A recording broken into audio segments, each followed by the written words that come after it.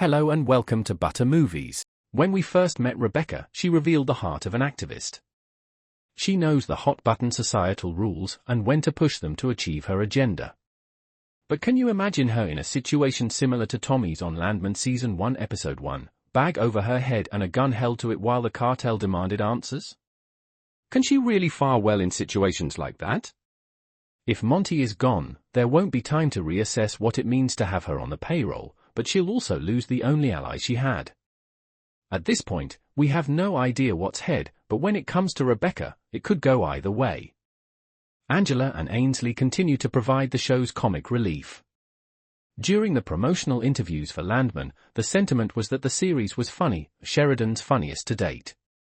Other than Ainsley and Angela, there isn't much to giggle at here.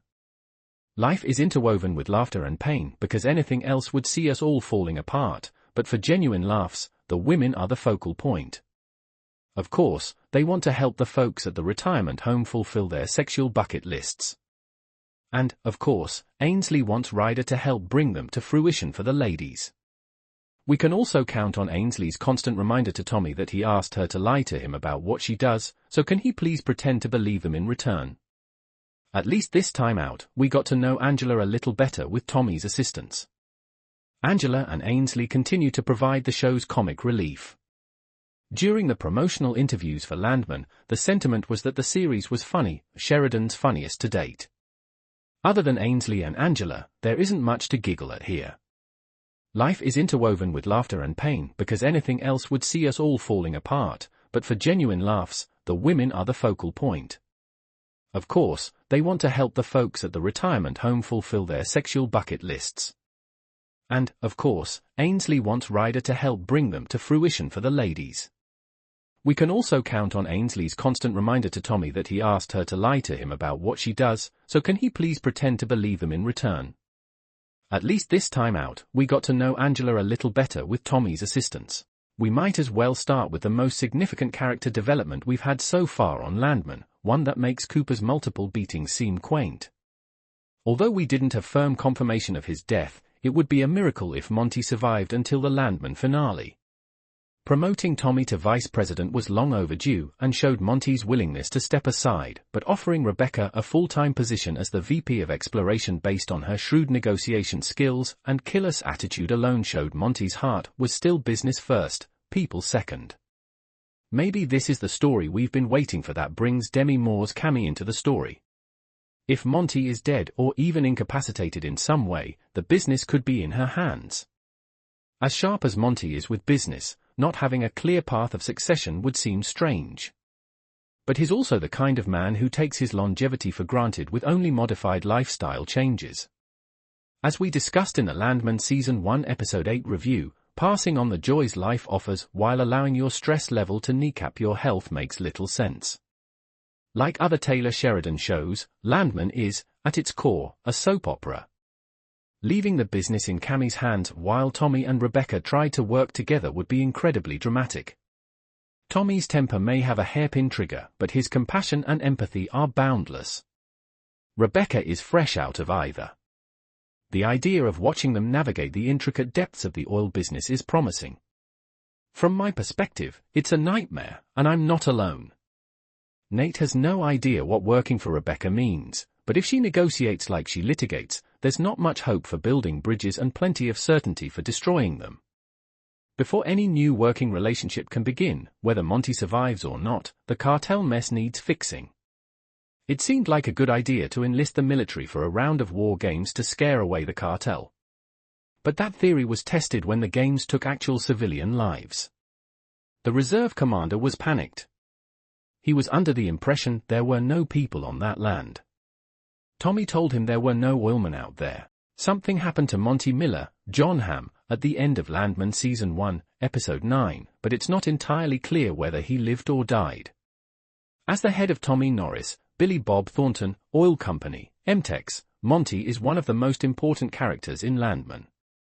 He makes the big decisions about which wells to dig, which rigs to work over, and his story brings the high-stakes business side of the oil industry. It also put him on the giving end of Ariana's, Paulina Chavez, settlement, however, and the massive payout caused his third heart attack. By the ending of Landman Season 1, Episode 9, it seemed like Monty was going to make some major changes because of his heart issues. He named Tommy as the new Vice President of Operations for MTEX, he offered Rebecca, Kayla Wallace, the job of Vice President of Exploration, and he even said he was going to step back from the job and spend more time with Cami, Demi Moore, and his family.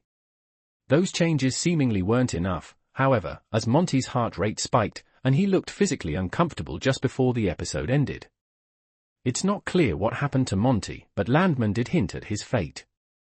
Based on how Monty's heart rate spiked and how much pain he was in, it looks like he is either dying or dead in Landman Episode 9.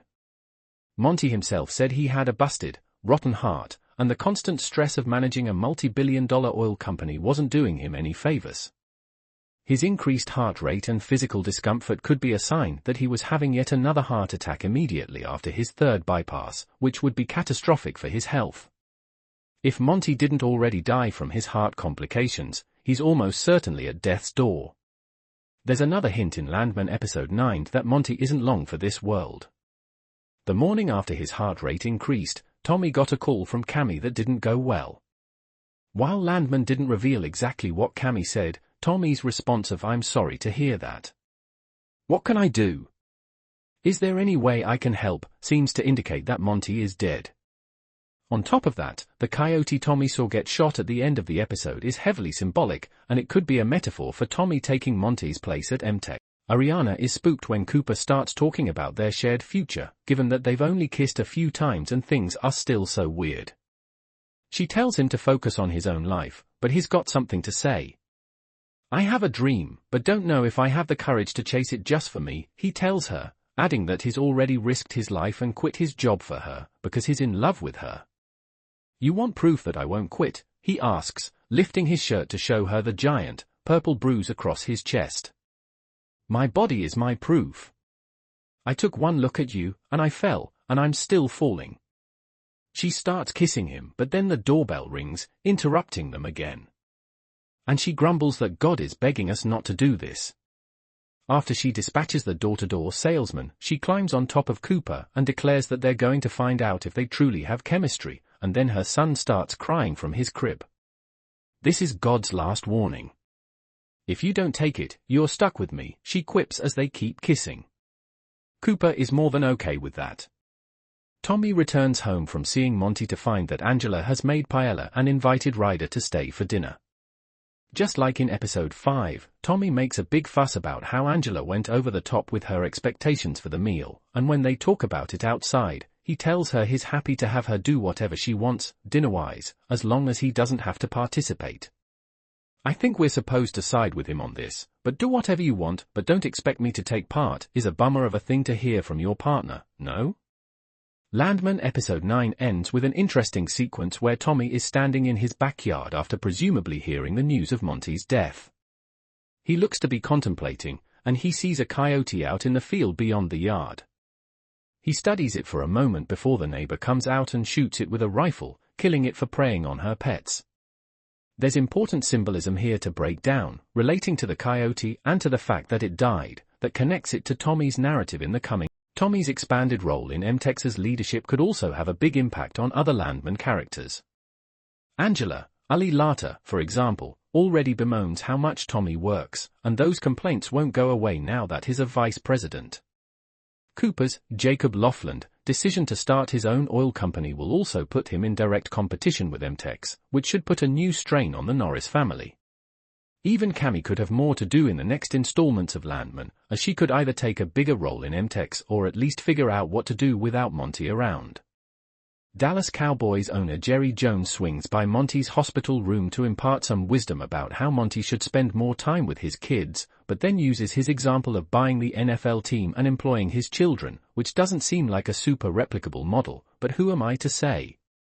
After he leaves, Monty seems hesitant to take the older man's advice. He blames his third coronary bypass procedure on a bum heart, not the stress of his business, and worries that he'd have no purpose if he retired. That said, he tells Tommy reluctantly, "I am planning on stepping back and making you vice president of operations." But, twist! He's also offering a VP spot, exploration, to Rebecca, who is the shrewdest negotiator I've ever seen, and she's an absolute killer, Monty says. In the face of Tommy's protests, Monty suggests that he learn how to work with the lawyer. It wasn't even the societal norms that bugged me about their relationship as much as it was the trauma they both shared. I thought their relationship could be nothing but unhealthy because they both had such fresh trauma that they hadn't properly processed. Ariana lost her husband and the father of her child, while Cooper watched 3 men die and was nearly beaten to death. It didn't seem like a great foundation for a healthy relationship. I thought Cooper and Ariana's romance should have waited for Landman Season 2 so they could have more time to grieve. It wasn't even the societal norms that bugged me about their relationship as much as it was the trauma they both shared. I thought their relationship could be nothing but unhealthy because they both had such fresh trauma that they hadn't properly processed. Ariana lost her husband and the father of her child, while Cooper watched 3 men die and was nearly beaten to death. It didn't seem like a great foundation for a healthy relationship. I thought Cooper and Ariana's romance should have waited for Landman Season 2 so they could have more time to grieve. A pair of young people who are simply clinging to each other to avoid thinking about a traumatic event don't have such a realistic view of the future. If Cooper and Ariana were just trying to block out their pain, she wouldn't have even entertained the idea that Cooper might not love her. Landman has convinced me that Ariana and Cooper are more than capable of handling their relationship in a mature way, and I agree with Ariana that it's worth figuring out. Even if they end up realizing it was a mistake down the line, I now think their relationship is at least worth exploring. Ariana's explanation of what her and Cooper's relationship is made their story going forward in Landman much easier to understand. Now, they're not 2 kids who are stupidly falling in love at the wrong time, they're 2 adults who are trying to make sense of a whirlwind situation. Likewise, if Cooper gets targeted by Manuel and Antonio's friends again, it won't be the result of a mistake, it will be the result of a conscious decision to give their relationship a chance despite the odds. I think their relationship just got a lot more compelling, and I fully support whatever Landman has in store for Cooper and Ariana, but wants to fire Cooper. Rebecca points out that's wrongful termination, and illegal, but it doesn't matter because Cooper quits right then and there. After he hangs up, Monty's heart starts doing weird things in his chest, and I'm pretty sure it's not growing 3 sizes. In a last-ditch effort, Rebecca explains that Ariana can never sue MTEX for anything if she agrees to take the money. Ariana asks Cooper what to do, and he advises her to sign the agreement. Rebecca is a big jerk to both of them on her way out, though Nathan is much kinder. "You quit your job over me," Ariana says, in tears, after they've gone. "I'm going to run an oil company one day, and I'm not going to run it like that," Cooper responds. They're both having some pretty big emotions as she keeps crying, lamenting that it's too soon to feel what I feel for you. But when Cooper suggests that they wait a while, she says she doesn't want to, and that she's going to fix up the spare room for him. Later, when he's in pain, as he tries to put his shirt on after a shower, she comes to help him. She admits that she doesn't see the upside of his new situation, out of work, beat up and living with her. "Looking at you is the upside," he says quietly, and is it any wonder they're kissing soon after? They're interrupted again, him, frustrating pattern we're establishing. Maybe it's not a pattern. It's God warning us to stop. By a knock at the door, it's Tommy, who has pieced together what happened after talking with Nathan and Monty. Ariana invites him to stay for dinner and won't let him go. Ryder takes Ainsley on a date to go swimming in a reservoir lit by the gas flare from a nearby oil derrick. She decides that she likes him, and that she's going to test him. So she brings him to the nursing home where she and her mom have been volunteering, and she's delighted when he enthusiastically plays a game with some of the residents. She confides in one of the older women that she wanted to make sure that Ryder was interested in her for more than just sex. The hour seems like a turning point for Ariana and Cooper, so we couldn't wait to talk to Paulina Chavez, who plays Ariana, about what might come next. Read on for her thoughts about why Cooper became Ariana's rock, how Billy Bob Thornton likes his Mexican food and more. I've changed my mind about Ariana and Cooper Norris's relationship after Landman Season 1, Episode 8, and now I think they deserve to be together. Ever since the blowout that killed a big chunk of the cast of Landman, Cooper and Ariana were essentially destined to date.